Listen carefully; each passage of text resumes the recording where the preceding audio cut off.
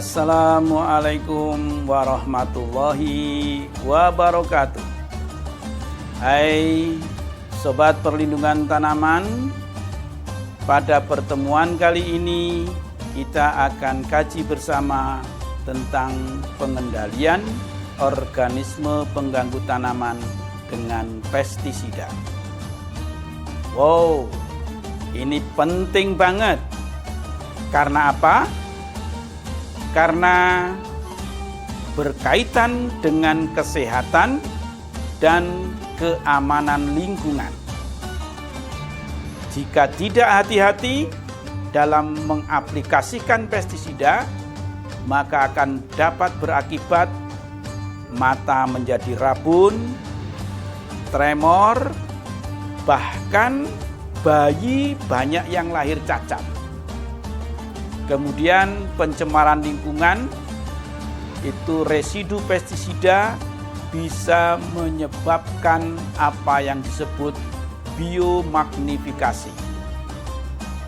Yuk perhatikan dengan serius, tetapi tetap santuy.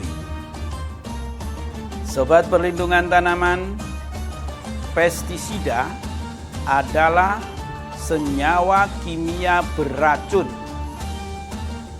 yang digunakan untuk mencegah, menarik, dan atau membunuh organisme pengganggu tanaman. Termasuk pestisida diantaranya adalah senyawa yang digunakan untuk mengatur pertumbuhan tanaman.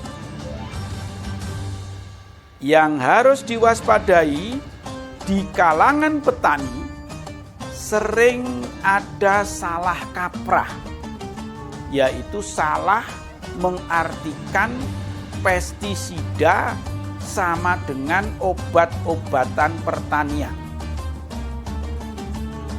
Nah, salah pengertian ini memiliki risiko yang sangat berbahaya. Jika racun itu dianggap obat, maka akibatnya yang pertama, orang menjadi tidak hati-hati di dalam pengangkutan pestisida. Kemudian yang kedua, tidak hati-hati atau sembrono pada saat penyimpanan pestisida. Disimpan dengan bahan pangan itu bisa menyebabkan keracunan pada bahan itu. Kemudian yang ketiga, tidak hati-hati pada saat pemakaian. Biasanya dalam aplikasi pestisida, petani sering mengambil mudahnya saja. Misalnya mencampur dengan tangan, kemudian tidak memakai masker pada saat aplikasi pestisida. Mari kita kenali pestisida agar kita dapat menggunakannya secara tepat. Pengenalan pertama kepada pestisida yaitu berdasarkan bahan aktifnya. Berdasarkan bahan aktifnya, pestisida dibagi menjadi pestisida organik dan pestisida anorganik. Nah, pestisida organik itu sendiri ada yang disebut dengan pestisida organik alami. Sebagai misal, pestisida hayati yaitu pestisida yang bahan aktifnya berupa organisme hidup. Misalnya bakteri, kemudian jamur, dan juga virus. Sebagai misal, jamur Beauveria bassiana itu biasa dipakai sebagai pestisida hayati. Kemudian contoh berikutnya dari pestisida organik alami ini yaitu pestisida nabati. yaitu pestisida yang bahan aktifnya terbuat dari ekstrak tanaman. Nah, yang biasa dipakai untuk bahan pestisida nabati antara lain tembakau, bunga lavender, bunga krisan, sereh, kemudian daun suruh, biji mimbo, biji mindi, lengkuas, dan lain-lainnya.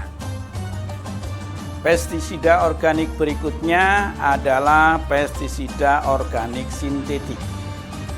Contohnya adalah pestisida yang berbahan aktif organoklorin.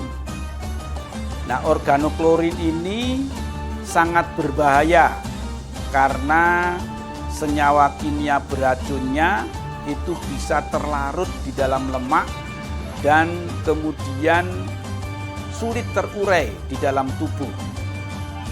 Kemudian bahan aktif berikutnya adalah organofosfat. Yang ketiga, bahan aktif dari karbamat, dan berikutnya adalah organik formalin. Formalin ini biasanya dipakai untuk mengawetkan hasil-hasil tanaman supaya tahan apabila dikirim dalam jarak yang cukup jauh. Kemudian berikutnya adalah pestisida yang bahan aktifnya adalah senyawa anorganik. Senyawa anorganik yang biasa dipakai sebagai pestisida antara lain adalah belerang. Belerang ini dipakai untuk emposan tikus sawah, di mana belerangnya dibakar dengan jerami, kemudian asapnya dihembuskan pada lubang-lubang di mana tikus bersarang. Kemudian anorganik berikutnya adalah senyawa arsenik.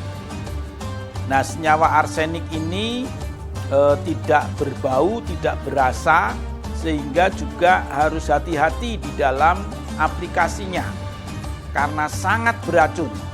Biasanya ini dipakai dengan mencampur dengan umpan bagi organisme pengganggu tanaman. Nah, biasanya untuk babi hutan, kemudian untuk monyet, ini orang lahan-lahan yang ada di sekitar hutan biasanya menggunakan arsenik ini sebagai umpan. Kemudian anorganik berikutnya adalah bromida. Biasanya ini juga berupa gas, ya, diuapkan. Kemudian ada asam klorida, H2O2, ini peroksida, dan kupri sulfat, CuSO4, dan lain-lain yang biasa digunakan untuk bahan anorganik sebagai pestisida. Klasifikasi pestisida berikutnya adalah berdasarkan sasarannya. Nah, berdasarkan sasarannya ini, petani atau kita sebagai aplikator harus tahu persis apa organisme pengganggu tanaman yang akan dikendalikan.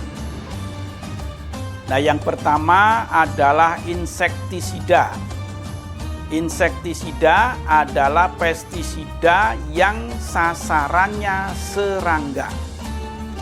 Berdasarkan sasaran yang kedua, pestisida yang disebut dengan fungisida. Fungisida adalah pestisida yang sasarannya jamur. Bakterisida. Bakterisida itu pestisida yang sasarannya adalah bakteri. Jadi kalau penyakit yang disebabkan oleh bakteri, maka pestisidanya pilihannya adalah bakterisida. Pestisida berikutnya adalah nematisida. Nematisida itu adalah pestisida yang sasarannya adalah nematoda. Kemudian berikutnya adalah akarisida. Nah, ini biasanya petani tidak bisa membedakan mana serangga, mana tungau. Nah, akarisida itu adalah pestisida yang sasarannya tungau. Kemudian yang keenam adalah rodentisida. Rodentisida itu pestisida untuk organisme pengganggu tanaman dari jenis binatang pengerat. Contohnya tikus dan tupai.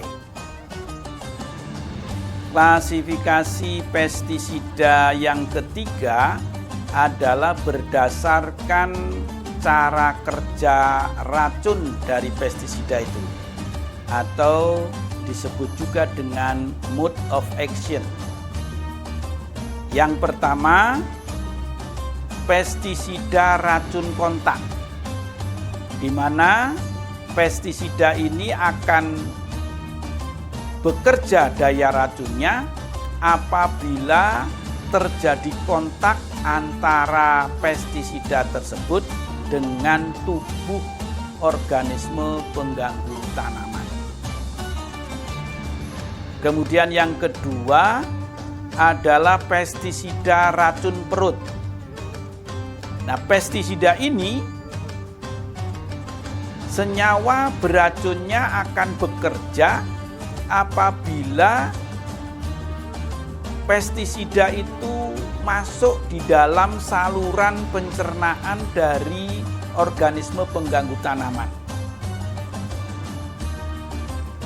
Baik, kemudian klasifikasi yang ketiga dari cara kerja racun pestisida adalah pestisida racun sistemik. Nah, pestisida ini akan bekerja apabila pestisidanya diaplikasikan kemudian terserap di dalam metabolisme tanaman. Dia akan menyebar ke seluruh bagian tubuh tanaman, dan apabila organisme pengganggu tanaman itu makan tanaman yang sudah terkena racun sistemik, dia otomatis akan keracunan. Kemudian yang terakhir adalah cara kerja racun yang melalui saluran pernapasan. Nah, ini biasanya serbuk belerang yang dibakar, kemudian metil bromida itu berupa gas atau asap yang terhirup oleh organisme pengganggu tanaman, maka dia akan mengalami lemas, kemudian akhirnya mudah untuk dikendalikan, bahkan organisme pengganggu tanaman itu akan menjadi mati. Setelah kita kenali pestisida, maka yang harus diperhatikan adalah 4 tepat. Prinsip penggunaan pestisida dengan 4 tepat itu, yang pertama tepat takaran, yang kedua tepat sasaran, yang ketiga tepat waktu, dan yang keempat tepat cara aplikasinya. Tepat takaran artinya dosis atau konsentrasi aplikasi harus sesuai dengan petunjuk yang ada di label. Kemudian yang kedua, tepat sasaran, itu pengenalan terhadap organisme pengganggu tanaman yang akan dikendalikan harus betul-betul tepat. Harus bisa membedakan mana insektisida, mana serangga, mana patogen, mana penyakit, hama dan penyakit, ini juga harus bisa dibedakan. Kemudian yang ketiga, tepat waktu. Penggunaan pestisida itu tidak boleh pada saat yang anginnya kencang. Pada saat angin berembus kencang itu penggunaan pestisida bisa sia-sia, bahkan dimungkinkan meracuni bagi orang yang melakukan aplikasinya. Kemudian tepat yang keempat adalah tepat cara, artinya cara aplikasi berhubungan dengan alat yang akan digunakan. Ini juga harus dipertimbangkan dengan luas area yang diaplikasikan. Nah, semakin areanya luas, maka alat yang digunakan harus memiliki kekuatan yang lebih.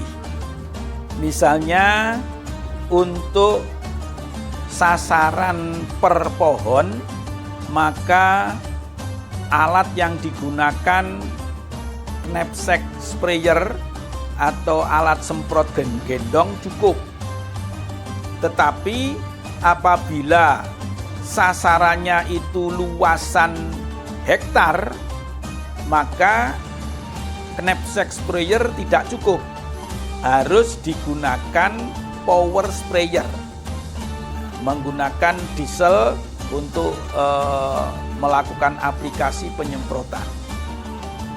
Oke, sobat perlindungan tanaman, gunakan pengetahuan kalian tentang pengenalan pestisida dengan baik.